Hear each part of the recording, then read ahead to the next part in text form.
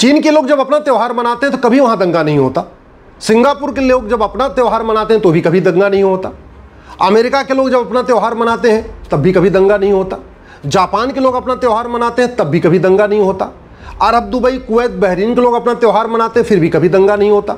और भारत में, भारत के लोग गणेश पंडाल लगाते हैं, गणेश जी की पूजा करते हैं तो दंगा शुरू, पत्थरबाजी शुरू। अभी नवरात्रा चल रहा है, देवी जी की पूजा हो रही, तभी अलग अलग स्थानों पे पत्थरबाजी हो रही, हिंसा हो रही। रामलीला शुरू हो जाती है तो भी हिंसा शुरू हो जाती है। जन्माष्टमी में शोभा यात्रा निकालते हैं तो भी हिंसा शुरू हो जाती है। रामनवमी पे शोभा यात्रा निकालें तो भी हिंसा शुरू हो जाती है। शिवरात्रि पे शोभा यात्रा निकालते हैं तो भी हिंसा हो जाती है। क्यों? हमारे प्रधानमंत्री दुनिया के सबसे मेहनती, ईमानदार, राष्ट्रवादी प्रधानमंत्री है। हमारे गृहमंत्री दुनिया के सबसे मेहनती गृहमंत्री है। उत्तर प्रदेश के मुख्यमंत्री हमारे भारत के सबसे मेहनती और ईमानदार मुख्यमंत्री है। इसके बावजूद हर जगह दंगा हो रहा है। नवरात्रे में गांधीनगर में दंगा हो रहा है, जहां पिछले 30 वर्षों से राष्ट्रवादी सरकार है। नवरात्रे में उत्तर प्रदेश के बरेली में दंगा हो रहा है, जहां 2017 के बाद लगातार राष्ट्रवादी सरकार है और योगी जी मुख्यमंत्री है।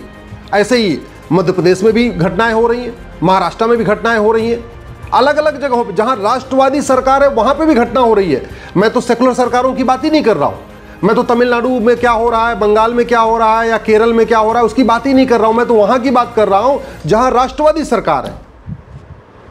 जानते हैं, डॉक्टर बदलने से बीमारी ठीक नहीं होती। मैं बहुत बार कह चुका हूं। कुछ नहीं होगा मुख्यमंत्री बदलने से, गृहमंत्री बदलने से, कलेक्टर बदलने से, कप्तान बदलने से कोई बहुत फर्क नहीं पड़ता। और उसका लेटेस्ट उदाहरण देख लीजिए, लेह लद्दाख जल रहा है, जबकि लेह लद्दाख यूनियन टेरिटरी है, वहां की पुलिस सीधे सीधे केंद्र के अधीन है, फिर भी वहां ये हो रहा है। क्योंकि हमने न तो विदेशी फंडिंग रोका, न भारत के अंदर जो हवाला के जरिए कारोबार फंडिंग होती उसको रोका हमने, न हमने ड्रग का कारोबार रोका।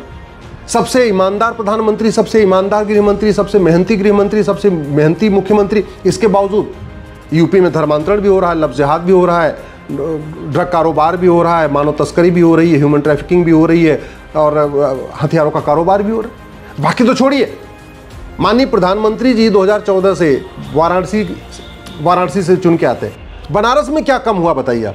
क्या बनारस में घूसखोरी, कमीशनखोरी, दलाली, कटमनी खत्म हो गई? क्या बनारस में तोलाबाजी, हवालाबाजी खत्म हो गई? क्या बनारस में झपटमारी खत्म हो गई? क्या बनारस में तारीख पे तारीख खत्म हो गई? क्या बनारस में धर्मांतरण रुक गया? क्या बनारस से घुसपैठी अपने आप भाग गए? क्या हुआ?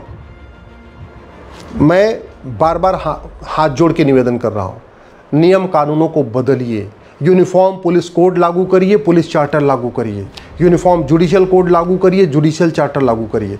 यूनिफॉर्म एडमिनिस्ट्रेटिव कोड लागू करिए, एडमिनिस्ट्रेटिव चार्टर लागू करिए। एजुकेशन सिस्टम को बदलिए। मुगल चले गए, अब यहाँ मदरसा नहीं चलना चाहिए, अब यहाँ भारतीय शिक्षा व्यवस्था लागू होनी चाहिए। अंग्रेज चले गए, अब मॉन्टेसरी स्कूल, मिशनरी स्कूल ये जो चल रहे हैं ना, ये बंद होने चाहिए। भारतीय शिक्षा व्यवस्था लागू होनी चाहिए। अगर भारत को सुरक्षित बनाना है तो भय बिन होय न प्रीत इस सिद्धांत को लागू करना पड़ेगा। भारत को सुरक्षित बनाना है तो भगवान कृष्ण की नीति लागू करनी पड़ेगी, सठे साठ्यम समाचरेत। जब तक भारत में विदेशी फंडिंग आएगी एनजीओज को, तब तक भारत शांत नहीं हो सकता। जब तक भारत के एनजीओज को भारत के अंदर से फंडिंग होती रहेगी, तब तक भारत शांत नहीं हो सकता। और ये फंडिंग कराने के लिए 2010 में कानून बना था, ये कानून आज तक खत्म नहीं हुआ। कांग्रेस को सुबह से लेकर शाम तक कोसा जाता है, लेकिन कांग्रेस के द्वारा जो कानून बनाए गए, देश विरोधी कानून बनाए गए, आज तक खत्म नहीं हुए। जब तक एक भी अंग्रेजी कानून है, भारत सुरक्षित नहीं हो सकता। अभी 225 कानून चल रहे हैं। आज़ादी के बाद 50 देश विरोधी कानून बनाए गए।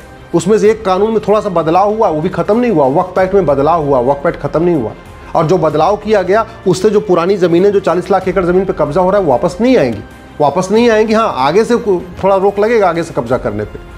ऐसे ही जो अंग्रेजों ने ज़मीन बांटी थी चर्चेस को, मिशनरीज को, 99 साल की लीज पे, सबकी लीज पूरी हो चुकी, वो ज़मीन वापस नहीं ले गई। 40 लाख एकड़ ज़मीन पे वक्फ बोर्ड कब्जा करके बैठा हुआ है। 40 लाख एकड़ ज़मीन पे चर्चेज, मिशनरियाँ कब्जा करके बैठी हुई। उन ज़मीनों को वापस लेने की कोई प्रक्रिया शुरू नहीं हुई। जब प्रक्रिया नहीं शुरू हुई तो फिर रुकेगा कैसे? भारत में घुसपैठी आज भी आ रहे हैं। क्यों? क्योंकि हमारा घुसपैठ विरोधी कानून महाघटिया है। भारत में धर्मांतरण हर राज्य में हो रहा है, चाहे यूपी हो, चाहे बिहार हो, चाहे बंगाल हो, चाहे गुजरात हो। क्यों? क्योंकि हमने धर्मांतरण के लिए केंद्र में कोई कानून बनाया नहीं। हमारे पास बीएनएस है, लेकिन उसमें एक चैप्टर लफ्ज़ जिहाद के ऊपर नहीं है। हमारे पास बीएनएस है, उसमें एक चैप्टर लैंड जिहाद के ऊपर नहीं है। हमारे पास बीएनएस है लेकिन उसमें एक चैप्टर जो है घुसपैठ पे है ही नहीं। तरीका ये है कि अगर जो समस्या पूरे देश में होती है उसके लिए संसद में कानून बनता है। जो समस्या केवल राज्य में होती है उसमें विधानसभा में कानून बनता है। लफ्ज़ जिहाद पूरे देश की समस्या है, तो एक चैप्टर बीएनएस में होना चाहिए ऑफेंस रिलेटिंग टू लफ्ज़ जिहाद, आज तक नहीं डाला गया। ये धर्मांतरण पूरे देश की समस्या है, तो बीएनएस में एक चैप्टर होना चाहिए ऑफेंस रिलेटिंग टू कन्वर्जन, आज तक नहीं डाला गया।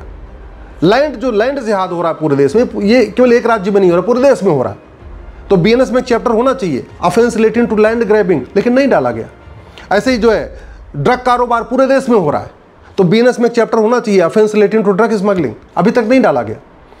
ये जो ह्यूमन ट्रैफिकिंग ये पूरे देश में हो रहा है, तो बीएनएस में एक चैप्टर अलग से होना चाहिए offence relating to human trafficking. हथियारों का कारोबार पूरे देश में हो रहा है, अवैध हथियारों का कारोबार, तो बीएनएस में एक चैप्टर होना चाहिए, हथियारों पे होना चाहिए। इसी तरीके से काला धन हवाला पूरे देश में चल रहा है, तो बीएनएस में एक चैप्टर होना चाहिए offence relating to money laundering and drug smuggling. भ्रष्टाचार पूरे देश में हो रहा है, तो बीएनएस में एक चैप्टर होना चाहिए ऑफेंस रिलेटिंग टू करप्शन। देश को बचाना है तो हमें सबसे पहले अमेरिका का जो फेडरल पिनल कोड है ना, ऐसा ही एक कानून भारत में लागू करना पड़ेगा। एक one nation one penal code बनाना पड़ेगा। जो 50 घटिया कानूनों को मकड़जाल बना रखा है वो देखने में बहुत बढ़िया है, चलो हमारे पास 50 कानून है, वो बेकार है, किसी काम के नहीं, अननेसेसरी बर्डन क्रिएट कर रहे हैं। भारत को सुरक्षित बनाना है तो सबसे पहले one nation one penal code लागू करना पड़ेगा। भारत को सुरक्षित बनाना है तो 1861 का पुलिस एक्ट खत्म करके एक one nation one police code लागू करना पड़ेगा, पुलिस चार्टर लागू करना पड़ेगा। भारत को सुरक्षित बनाना है तो इन्वेस्टिगेशन का एक बाकायदा स्टैंडर्ड एसओपी बनाना पड़ेगा। अगर मर्डर हो गया तो क्या क्या 100 सवाल पूछने हैं, किन 100 बिंदुओं पे जांच होनी चाहिए, उसका स्टैंडर्ड प्रोसीजर होना चाहिए। ऐसा नहीं होना चाहिए कि बंगाल की पुलिस किसी और तरीके से जांच करेगी और बिहार पुलिस किसी अलग तरीके से जांच करेगी।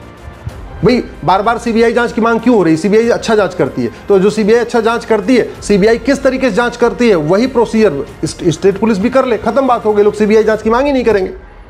भारत को सुरक्षित बनाना है, ये गुलामी की न्यायिक व्यवस्था बदलना पड़ेगा, एक जुडिशियल चार्टर लागू करना पड़ेगा। कौन सा अपराध कितनी डेट पे खत्म होना है, कौन सा अपराध 3 महीने के अंदर खत्म होना है, किस अपराध का फैसला 6 महीने में आना है, किस अपराध का फैसला साल भर में होना है, ये इसका स्टैंडर्ड प्रोसीजर बनाना पड़ेगा। जज की मर्जी पे अगर हम छोड़ेंगे तो तारीख पे तारीख देते रहेंगे, हमें स्टैंडर्ड लिखित होना चाहिए, हाँ भाई हर हफ्ते सुनवाई होगी। भारत को सुरक्षित बनाना है तो सबसे पहले ये भारत में जो प्रशासनिक व्यवस्था है, न्यायिक व्यवस्था है, पुलिस व्यवस्था और सबसे इंपॉर्टेंट भारत की शिक्षा व्यवस्था बदलना पड़ेगा। न शिक्षा में संस्कार है, न कानून का खौफ है। और दुनिया में सबसे ज़्यादा लफ्ज़ जिहाद भारत में हो रहा है। 5 लाख बहन बेटियां साल में गायब हो रही हैं, उसमें से 1.5 लाख वापस मिलती हैं, 3.5 लाख का था पता नहीं चल रहा। भारत में इस समय पूरी दुनिया में सबसे ज़्यादा धर्मांतरण भारत में हो रहा है। प्रतिदिन 1500 परिवारों का धर्मांतरण हो रहा है। एक परिवार में 7 आदमी मान के चलिए तो पर डे 10,000 हिंदुओं का धर्मांतरण हो रहा है। साल में 40 लाख हिंदुओं का धर्मांतरण हो रहा है। क्यों? क्योंकि यहाँ शासक बदले हैं, मुख्यमंत्री बदल रहे हैं, सांसद बदल रहे हैं, विधायक बदल रहे हैं, मंत्री बदल रहे हैं, कलेक्टर बदल रहे हैं, कप्तान बदल रहे हैं, कानून नहीं बदल रहा है, व्यवस्था नहीं बदल रही है, इसलिए धर्मांतरण नहीं रुक रहा। 5 करोड़ घुसपैठी आके बैठे हुए, अभी घुसपैठियों का आना बंद नहीं हुआ और घुसपैठी सारे कागज बनाते चले जा रहे हैं, सब बनवाते जा रहे हैं। क्यों? क्योंकि फर्जी डॉक्यूमेंट बनाना गंभीर अपराध नहीं, फर्जी डॉक्यूमेंट बनवाना गंभीर अपराध नहीं। आधार एक्ट इतना महाघटिया है, महा सड़ा हुआ है कि उस कानून में लिखा हुआ है कि जो 6 महीने रह ले उसका आधार बन जाएगा। अब घुसपैठी एक पहले आधार बनवा लेते हैं क्योंकि कानून कहता है 6 महीने के बाद बन जाता है। उसके बाद एक डॉक्यूमेंट से 2, 2 से 3, 3 से 4, 4 से 5, 5 से 6 डॉक्यूमेंट बनवा लेते हैं, वोटर आईडी में नाम जुड़वा ले रहे हैं। दुनिया के सबसे ज़्यादा फर्जी वोटर भारत में है, दुनिया के सबसे ज़्यादा घुसपैठी भारत में है, दुनिया में सबसे ज़्यादा जनसंख्या विस्फोट भारत में हो रहा है। और इसके बाद भी हम सोच रहे हैं नहीं भारत बहुत अच्छा होने वाला है, बहुत सुरक्षित होने वाला है। ये बहुत बड़ी गलतफहमी है। एक बात मैं बता दूं, अभी नवरात्रे मना रहे हैं। दुर्योधन का ननिहाल गंधार में भी नवरात्रा होता था।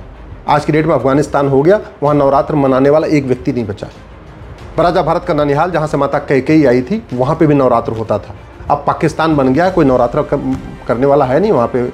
अब देवी जागरण बंद हो चुका है। ईस्ट बंगाल, वेस्ट बंगाल तो हमारे पास है, वहाँ दुर्गा पूजा हो रही है। ईस्ट बंगाल में दुर्गा पूजा नहीं हो रही है। क्यों?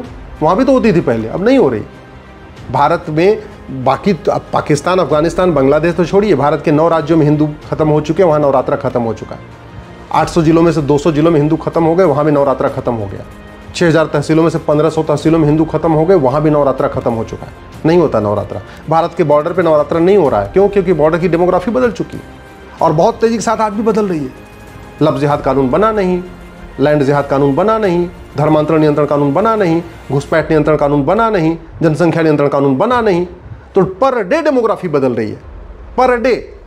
और मुख्यमंत्री बदल रहे हैं, सब कुछ बदल रहे हैं, लेकिन जो खतरे हैं वो कम नहीं हो रहे हैं। क्यों? क्योंकि हमने कानून नहीं बदला। इसलिए मैं आप लोगों से निवेदन कर रहा हूँ, दल गुलामी छोड़िए, पार्टियों की गुलामी छोड़िए।